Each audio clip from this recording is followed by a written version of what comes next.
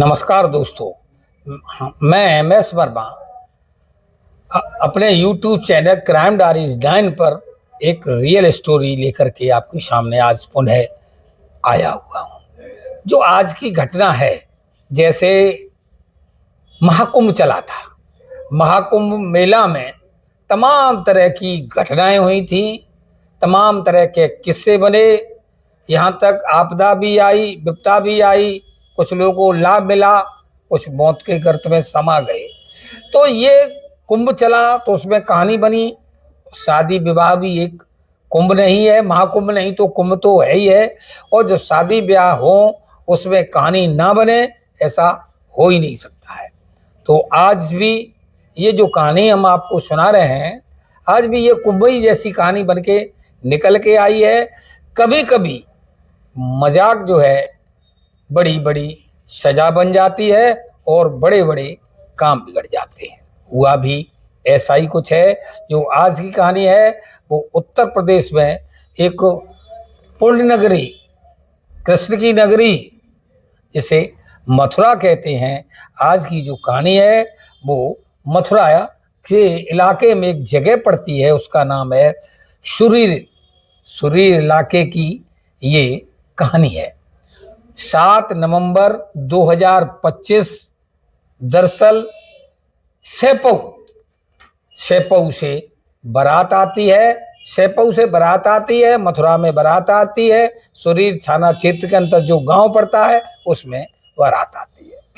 ये जो शादी है गांव की है, तो इसमें कोई लव अफेयर, लव मैरिज का कोई कॉलम नहीं है। ये शादी घर वालों की मर्जी से हो रही है, लड़की भी की मर्जी से हो रही है, लड़के की भी मर्जी से हो रही है, सारे रिश्तेदारों की मर्जी से हो रही है। शादी की तय निश्चित हो गया। 7 तारीख को बारात आती है। जो लड़की पक्ष के हैं वो लड़के पक्ष वालों का बड़ा ही आव और आदर से सत्कार करते हैं। भोजन की VIP व्यवस्था होती है, जिसमें पचमेल मिठाइयाँ भी परोसी जाती हैं, नाश्ता भी परोसे जाते हैं। यानी लाखों रुपया लड़की का जो है शादी के नाम पर खर्च होता है।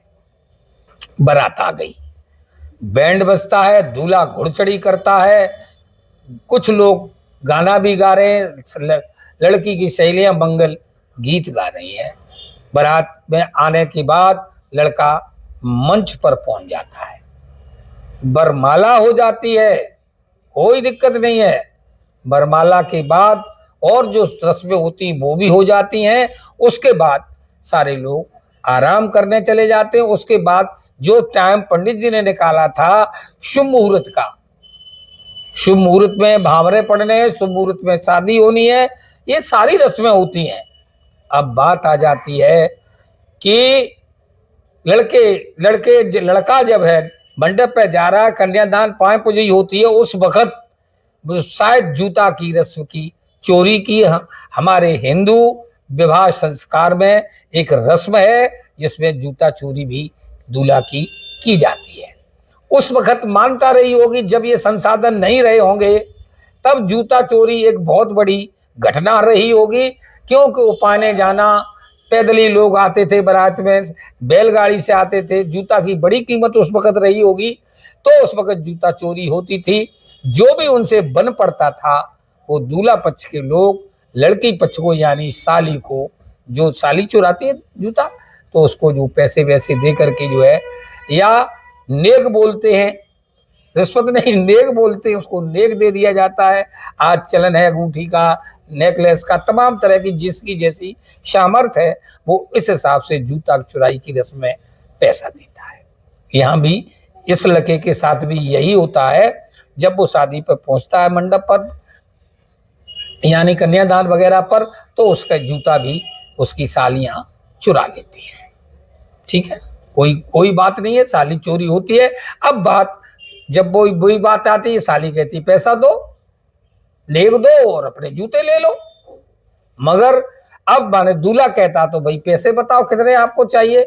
जो उसकी साली है, साली चुलबुली है, कहती जीजा जी 5000 रुपए से नीचे में बात नहीं बनेगी। अब बुढ़ड़ा ठोक के देती 5000 रुपए चाहिए। दूल्हा थोड़ा सनकी था, दूल्हा भी 500 रुपए का नोट निकालता है और साली की तरफ हाथ बढ़ा के देता है, तो लो भाई 500 रुपए लो। इस बात पर यहां पर बात बनती नहीं है।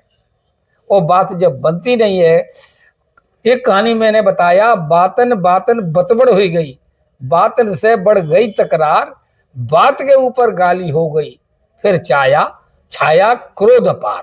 बिल्कुल सेम भी इस कहानी में यही होता है। लड़का रुपए 500 से ज्यादा देता नहीं है, साली 5000 नीचे से मनती नहीं है, आखिर लड़का क्रोध में आ जाता है।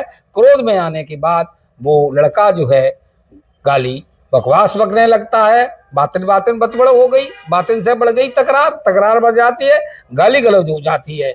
और जब गाली गलौज होती है तो लड़का और फिर क्रोध में आ जाता है। कुछ सालियां भी कह देती हैं, कुछ न कुछ सालियों ने भी कहा होगा, तो लड़का को, ये सच्ची घटना है, कोई कहानी नहीं है, मजाक नहीं है, सुनाने का तरीका जरूर थोड़ा मजाक लहजे में है, लेकिन ये सच कहानी है। मथुरा की जगह भी मैंने बताई, आप सर्च कर सकते हैं, यूट्यूब चैनल में जाके सर्च कर लीजिए। मगर ये घटना घटी है। तो अब जाकर के लड़का इतना तैस में आ जाता है, तैस में आने के बाद वो जो रिंग वगैरह उसमें शादी में दी थी वो उतार के फेंक देता है। जो भी शादी के या माला जो भी पहने था वो सारी माला को तोड़ता है और फेंक देता है। और फेंकने के बाद वो लड़का जाने के लिए वहां से चल देता है और कहता चलो ठीक है, आप जूते बंद दीजिए, मैं घर जा रहा हूं, मैं शादी देखता हूं कैसे क्या होता है। जब ये बात लड़की अभी तक सुन रही थी, जब वो जाने लगता है लड़का, अब लड़की खड़ी हो जाती है। जो दूल्हा ने किया उससे मैं ब्याज के पूरी पे लड़की भी गुनाह रखती है और कहती है इस शादी को मैं नकारती हूं, मैं किसी कीमत पर ऐसे सिरफिरे आदमी से शादी कैसे कर सकती हूं। जब ये एक दिन का मामला है, एक दिन में इतना इसको क्रोधित हो रहा है, तो मुझे तो पूरी जीवन काटना है।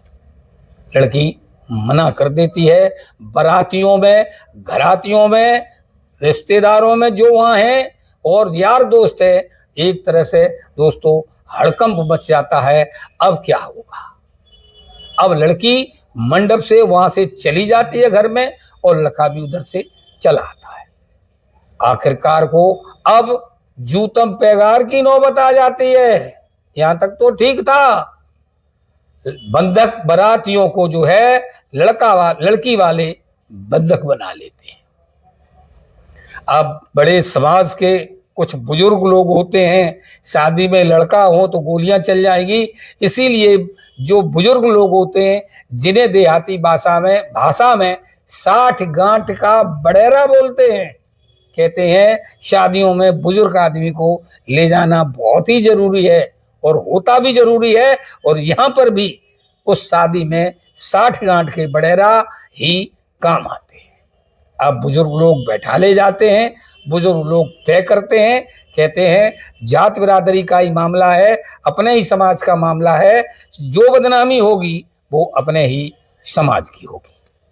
लोगों की जो उद्दंडी थे, जो लड़की पक्ष के उद्दंडी थे, लड़का पक्ष के उद्दंडी थे, उनकी बात समझ में आ जाती है। जब जात की दुहाई दी जाती है, वर्ग विशेष की दुहाई दी जाती है, तो ये बात जो नवयुवक है उसकी समझ में आ जाती है। लेकिन लड़की को कौन समझाए, लड़की को कौन बनाए?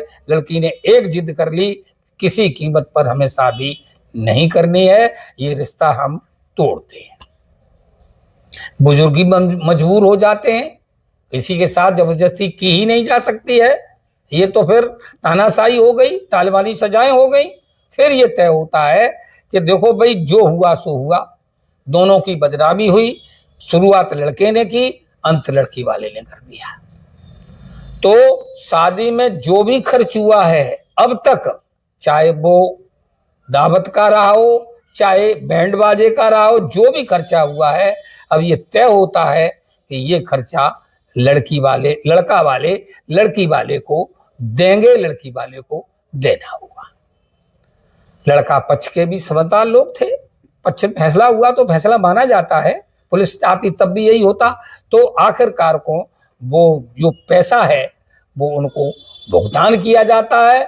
भुगतान करने के बाद जो बंधक बनाए गए थे वो रिहा किए जाते हैं और रिहा करने के बाद अब वही एक और बात कह दे, उनके जियरे को समझावे जिनकी चढ़ी लगुन फिर जाए। दोनों पक्षों की, अकेले लड़का पक्ष की नहीं है, यहाँ दोनों पक्ष की बदनामी होती है। दोस्तों, ये कहानी सुनाने का मतलब किसी को हैरान, किसी को परेशान, किसी को बदनाम करना नहीं है, मगर कहानी निकल के आती है, वो हम आपको सुनाते हैं। और हर कहानी कोई न कोई एक सीख दे करके जाती है। इसमें भी सीख यही है कि बुजुर्गों का सम्मान करिए, बुजुर्ग लोग काम में आए। दूसरा ये निकल के आता है दोस्तों, अहंकार, गुस्सा किसी भी समस्या का समाधान नहीं है। अगर कहीं अकड़ लकड़ है तो टूटना पड़ेगा, अगर नरम लकड़ी है तो झुकाओ तो वो झुक जाती है, और जिसमें अकड़ होती है वो टूट जाती है। दोस्तों, अब आप ही कमेंट करके बताइए, लड़की वाले ने जो किया सही किया या बुरा किया, लड़के वाले ने जो किया सही किया या बुरा किया, ये निर्णय हम आप पे छोड़ते हैं। दोस्तों, जो इस कहानी को सुन रहे हैं, लास्ट में मैं फिर कहूँगा, यार कम से कम हमारी कहानी पर सब्सक्राइब और लाइक कमेंट तो कर ही दिया करो, इसमें आपका कुछ जाता नहीं है। नमस्कार, धन्यवाद। कमेंट में बताइएगा ये कहानी कैसी लगी। नमस्ते।